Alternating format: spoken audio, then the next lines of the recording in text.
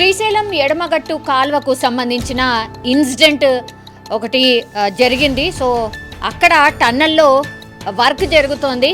టన్నల్కి సంబంధించిన వర్క్ జరుగుతున్నటువంటి టైంలోనే ఈ ప్రమాదం జరగడం అండ్ కార్మికులు కూడా అక్కడ ఉండడం, పొద్దున 8:30 ప్రాంతంలో ఈ ప్రమాదం అయితే జరిగింది.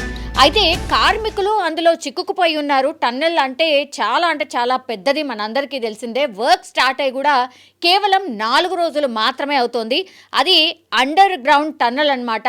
సో టన్నెల్లో సొరంగ మార్గంలో చేసేటటువంటి పనులు ఏవైతే ఉంటాయో చాలా జాగ్రత్తగా చేయాల్సి ఉంటుంది. ఇది కేవలం అంటే 14 కిలోమీటర్ల వద్ద ఈ ప్రమాదం అయితే జరిగిందని చెప్తున్నారు. అయితే 4 రోజుల క్రితమే ఈ ఎస్ఎల్బీసీ సొరంగానికి సంబంధించిన పనులు స్టార్ట్ అయ్యాయి.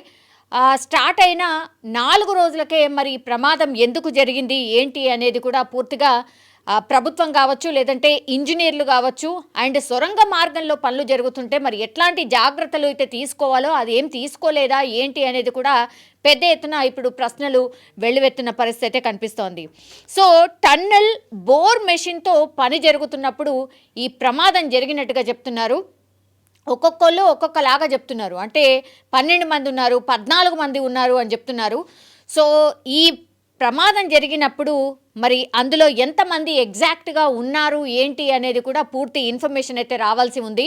ప్రస్తుతం ఆ టన్నెల్లో జరుగుతున్నటువంటి పనుల దగ్గర ఒక 12 మంది చిక్కుకొని పోయారు. అందులో ఒక 5 నుంచి 6 మంది తీవ్రంగా గాయపడ్డారు అనేసి వార్తలు అయితే వినిపిస్తున్నాయి. సో హుటాహుట్న ఆ టన్నెల్లో ప్రమాదం జరగగానే మిగతా చోట్ల ఎక్కడైతే పనులు జరుగుతున్నాయో వాళ్ళందరూ కూడా అంటే చాలా పెద్ద శబ్దం రావడం, ఆ తర్వాత ఆ చుట్టుపక్కల పనులు ఏవైతే జరుగుతున్నాయో బయట ఎక్కడైతే పనులు జరుగుతున్నాయో వాళ్ళందరూ కూడా హుటాహుట్న రెస్క్యూకి సంబంధించిన ఆపరేషన్ స్టార్ట్ చేయడం జరిగింది. స్థానికులు స్పందించడం, అట్లాగే ఇరిగేషన్ శాఖ అధికారులు, డిఆర్ఎఫ్కి సంబంధించిన టీమ్స్ అన్నీ కూడా రంగంలోకి దిగి ఆ లోపల టన్నెల్ ఎక్కడైతే ఈ కుప్పకూలిందో అక్కడి నుంచి ఆ కార్మికులను తీసుకురావడానికి కొద్దిగా కష్టమే ఏర్పడింది. బట్ అయినా సరే ఆ లోపల ఉన్నటువంటి వాళ్ళని బయటకి తీసే రెస్క్యూ ఆపరేషన్ ఇంకా కొనసాగుతున్నటువంటి పరిస్థితి అయితే కనిపిస్తోంది.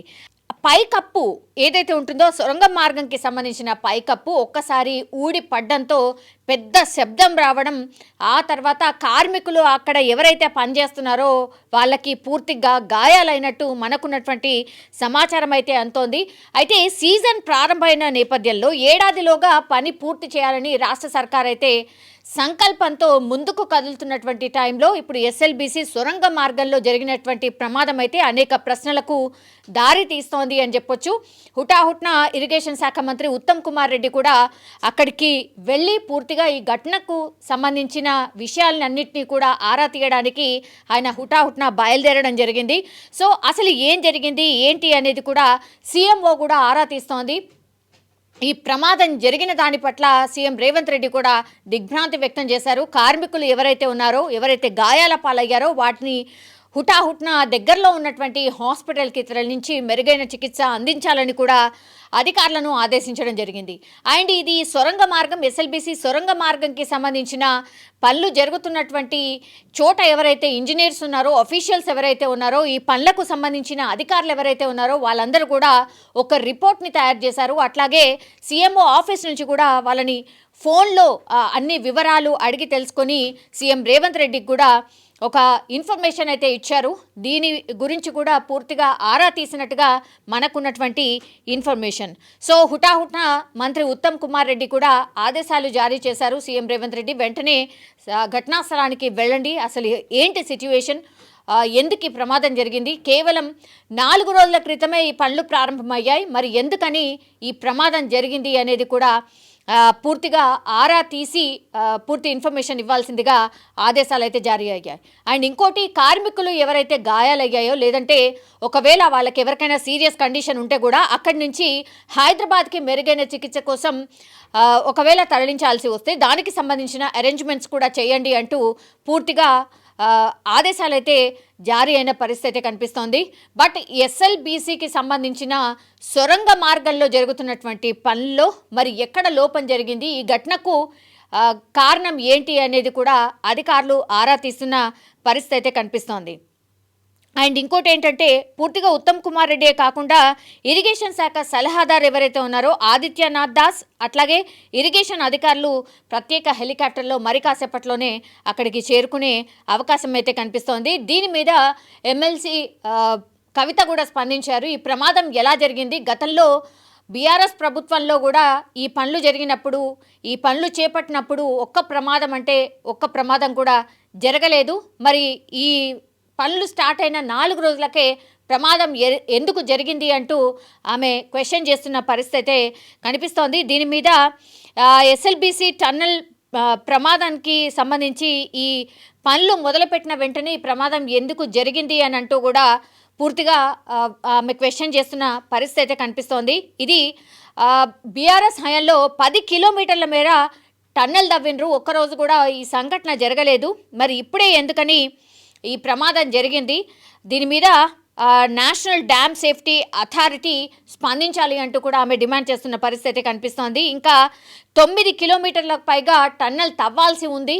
సో ఇప్పుడు స్టార్ట్ చేసిన మొదట్లోనే ఇట్లాంటి ప్రమాదం జరిగితే మరి 9 కిలోమీటర్ల పనులు ఇంకెట్లా సాగుతాయి? సో నేషనల్ డ్యామ్స్ అథారిటీకి సంబంధించిన అధికారులు రావాలి, చూడాలి, దీనిపైన స్పందించాలి అంటూ కూడా ఎమ్మెల్సీ కవిత ఒక డిమాండ్ అయితే వినిపిస్తున్నారు. అట్లాగే మెరుగైన చికిత్స అందించాలి, కార్మికులు ఎవరైతే గాయపడ్డారో వాళ్ళందరికీ కూడా మెరుగైన చికిత్స అందించాలి అంటూ కూడా ఆమె డిమాండ్ చేసిన పరిస్థితి కనిపిస్తోంది. ఇది ఎక్కడ ఎగ్జాక్ట్లీ అంటే నాగర్ కర్నూలు జిల్లా అమ్రాబాద్ మండలం దోమలపెంట వద్ద 3 మీటర్ల మేర పైకప్పు పడిపోయింది. అప్పుడు ఎవరైతే కార్మికులు అక్కడ పనిచేస్తున్నారో వాళ్ళందరికీ కూడా తీవ్ర గాయాలైనట్టుగా చెప్తున్నారు.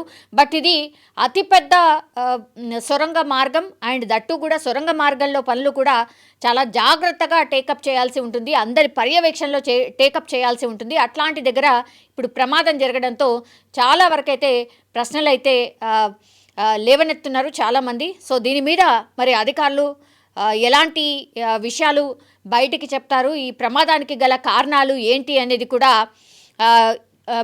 మంత్రి ఉత్తమ్ కుమార్ రెడ్డి అక్కడికి వెళ్ళిన తర్వాత ఆఫీషియల్స్ నుంచి పూర్తి ఇన్ఫర్మేషన్ తీసుకున్న తర్వాత దీని మీద స్పందించే అవకాశం అయితే కనిపిస్తోంది. నీళ్లు లోపలికి వచ్చినట్టు సమాచారం అయితే వాస్తవంగా ఇంకా మాకు ఇన్ఫర్మేషన్ రావాల్సింది. నేను ఇప్పుడు సైట్కి పోతున్నా, అక్కడ పోయినా చూసినాక ఎంతమంది ఉన్నది ఏంటనేది సరే అవన్నీ విషయాలు కూడా కాంట్రాక్టర్ వాళ్ళ మనుషులు ఉన్నారు లోపల. మోస్ట్లీ అంతా బయటకు వచ్చారు. బట్ ఇంకేమన్నా లోపల మిగిలిపోయినరా ఏమైనా విషయానికి ఆడికి పోయినాకనే తెలుస్తుంది. నేను రిలీఫ్ ఆపరేషన్ సూపర్వైజ్ చేయడానికి పోతున్నాను.